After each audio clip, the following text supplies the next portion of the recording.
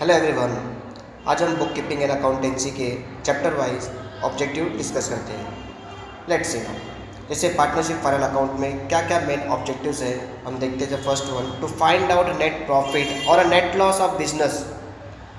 क्या क्वेश्चन है? To find out net profit और नेट लॉस ऑफ बिजनेस। तो कहाँ पे हमको स्पेसिफाइड होते हैं? ये प्रॉफिट एंड लॉस अकाउंट में मिलते हैं। Then goodwill is dash assets. कौन सा है भाई? Goodwill. Goodwill is intangible asset. Liability of partner in partnership business. Partnership business में पार्टनर्स की लायबिलिटी क्या होती है? अनलिमिटेड। क्या होती है? Unlimited. Then next, maximum number of partners in a firm. Partnership firm में मैक्सिमम कितने पार्टनर्स होते हैं? जो नया एक्ट इंट्रोड्यूस किया गया, it become the amendment of act in Indian partnership act 2013 के बेसिस पे कितने हैं? 50 पार्टनर्स। कितने हैं? 50 partners given and minimum two maximum 50 partners. Next है statement showing financial position of business. जो फाइनेंशियल पोजीशन ऑफ बिजनेस को प्रेजेंट आउट करता है उनको क्या कहते हैं? हम सब लोग बैलेंस शीट कहते हैं। Then credit balance of profit and loss account. Credit balance of profit and loss account क्या होगा? Net profit. इसका अपोजिट इमीडिएटली थिंक कर लो, तो debit balance of profit and loss account क्या होगा? नेट लॉस होगा। Then partnership firm is a dash concern. Partnership firm क्या कंसर्न करता है? ट्रेडिंग कंसर्न करता है। Then profit and loss account कौन सा अकाउंट है? Profit and loss account is a nominal account है। तो बैलेंस शीट, बैलेंस शीट क्या है हमारे लिए? Balance sheet is a statement होते हैं। नेक्स्ट दिया हुआ है dock charges, printing and stationery, custom duty, wages and salary. Odd in out में क्या दिखाई दे रहा है यहाँ पे हमारे पास? Dock charges, custom duty, wages and salary कहाँ पे आते हैं? ट्रेडिंग अकाउंट में। सिर्फ एक प्रिंटिंग एंड स्टेशनरी कहाँ पे आते हैं? प्रॉफिट एंड लॉस में। तो ये क्या हो जाएंगे हमारे लिए? ऑड इन आउट में प्रिंटिंग एंड स्टेशनरी। नेक्स्ट है postage, stationery, dividend received and advertisement. देखो पोस्टेज, स्टेशनरी, एडवर्टाइजमेंट कहाँ पे आते हैं? ये पीएनएल के प्रॉफिट एंड लॉस अकाउंट के डेबिट में। And dividend received it is our income, कहाँ पे आएगा? प्रॉफिट एंड लॉस अकाउंट के क्रेडिट में आता है। इसके लिए डिविडेंड रिसीव्ड क्या हो जाएगा?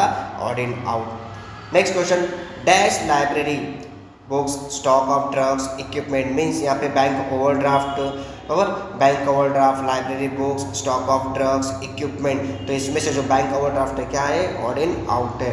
देन नेक्स्ट वन है partnership firm is a non trading concern. Partnership firm क्या है? नॉन ट्रेडिंग कंसर्न है क्या? नहीं, डिसएग्री। बराबर। Then debit balance of trading account gross loss होता है। Debit balance of trading account क्या होता है? Gross loss. तो इमीडिएटली थिंक करो, credit balance of trading account क्या होगा? ग्रॉस प्रॉफिट होगा।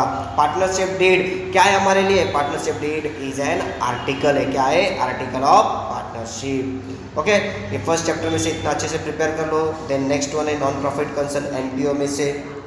First question, income and expenditure account is dash account. कौन सा अकाउंट है? Income and expenditure nominal account. क्या है? Nominal account. Receipt and payment account is a dash account. Receipt and payment account क्या है? Real account होते हैं। Then closing balance of receipt and payment account usually represent, जो closing balance of receipt and payment account होते हैं वो क्या present करते हैं? कैश एंड बैंक बैलेंस को प्रेजेंट आउट करते हैं। Then donation receipt for a specific purpose. कोई भी डोनेशन जब भी हमको मिलता है कोई स्पेसिफिक पर्पस के लिए, हमारे लिए क्या जाते हैं? वो स्पेशल डोनेशन। क्या होते हैं? स्पेशल डोनेशन होते हैं। Then excess income over expenditure. Excess income over expenditure क्या होगा? सरप्लस। इमीडिएटली इसका opposite, excess of expenditure over income क्या हो जाएंगे? डेफिसिट। लॉस नहीं लिखेंगे, लॉस के प्लेस पे हम क्या लिखेंगे? डेफिसिट लिखेंगे। Then next one, NPO is concern as profit motive. नहीं भाई, एनपीओ क्या है? प्रॉफिट के लिए होता है क्या? नहीं, सर्विस के लिए होता है। इसके लिए क्या है? फॉल्स है। नेक्स्ट वन क्या दिया है? NPO is concern as service motive. Yes, true. Next question है subscription receipt, sundry receipt, interest receipt and audit fees. तो इसमें से ऑड इन आउट क्या होगा? ऑडिट फीस होगा। नेक्स्ट वन है admission fees received, sundry income, specific donation for building, sale of old newspaper. बरोबर। तो यहाँ पे सिर्फ जो स्पेसिफिक दिया गया है डोनेशन फॉर बिल्डिंग, ये क्या हो जाएगा? ऑड इन आउट में हो जाएंगे।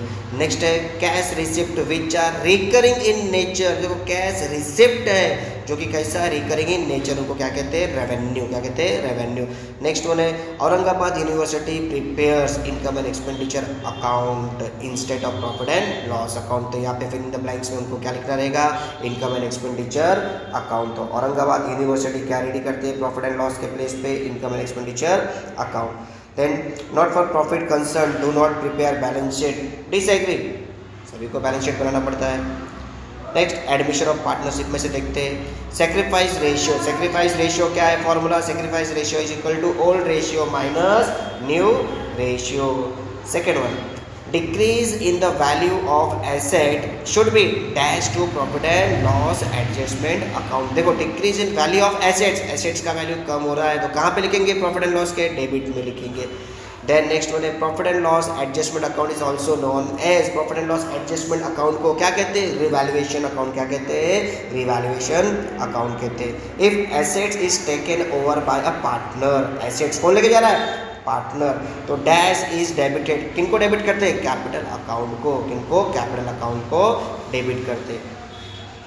N account open for revaluation of assets and liabilities, जो अकाउंट की ओपन किया गया है revaluation of assets and liability तो उनको क्या कहते हैं? रिवैल्यूएशन अकाउंट कहते हैं। Then reputation of business measured in terms of money, तो उनको क्या कहते हैं? गुडविल। देखो रेपुटेशन, रेपुटेशन जो मनी के बेसिस पे प्रेजेंट आउट होता है उनको क्या कहा जाता है? गुडविल कहते हैं।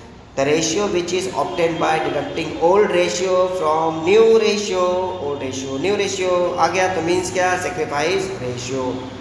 General reserve, creditors, land and building, capital, तो इसमें ऑड इन आउट क्या है? लैंड एंड बिल्डिंग है।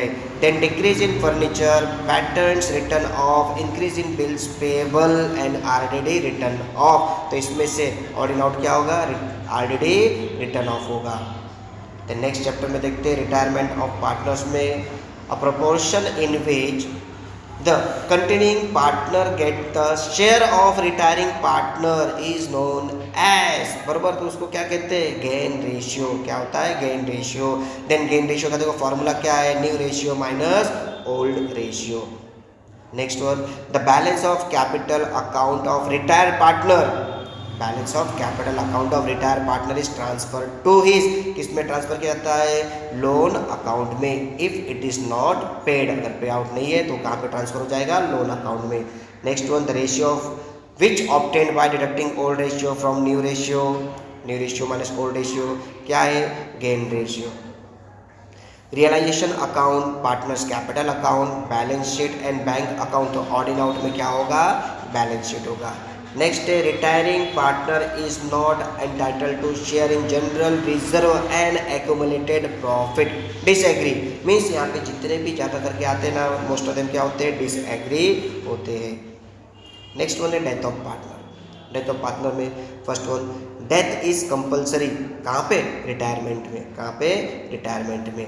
Then second, the ratio in which the surviving partner are benefited due to death of a partner, तो उनको क्या कहते हैं? गेन रेशियो या तो बेनिफिट रेशियो कहा जाता है। Then decrease deceased partner executor account is shown on the dash side of the balance sheet, तो कहाँ पे प्रेजेंट आउट किया जाता है? लाइबिलिटी साइड में। कहाँ पे प्रेजेंट करते हैं? लाइबिलिटी साइड में प्रेजेंट करते हैं। Next one, dissolution of a firm में देखते हैं in case of a dissolution assets and liability are transfer to, कहाँ पे ट्रांसफर किया जाता है? रियलाइजेशन अकाउंट में ट्रांसफर करते हैं। Then partnership is completely dissolved when the partner of the firm become, क्या हो जाते हैं? इंसॉल्वेंट होते हैं, तो बिजनेस क्या हो जाएंगे? बंद हो जाएंगे।